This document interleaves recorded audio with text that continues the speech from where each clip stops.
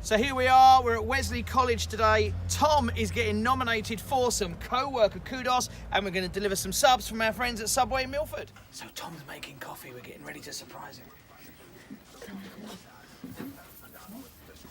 Ah, fantastic. Tom is going to make us a coffee. Tom, can you which make us a cup of coffee? Love. I am tired. Yep, I like it dark with 1 sugar, that would be perfect, sir. That would be absolutely wonderful. So, I know you're wondering what's going on.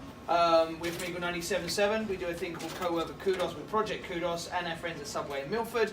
And April nominated you because apparently you are the best thing ever. Since sliced bread. Yes. And we're so glad that you came in. He had surgery, but he came in and we were able to secure him for just a couple of minutes while we honored you with this from Project Kudos. Thank you so much for all your Thank service. you. Everybody, big round of applause.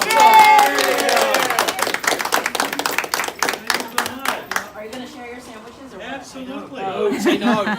It'd be so funny at this point if he takes them and goes, deuces, I'm out of here. See ya.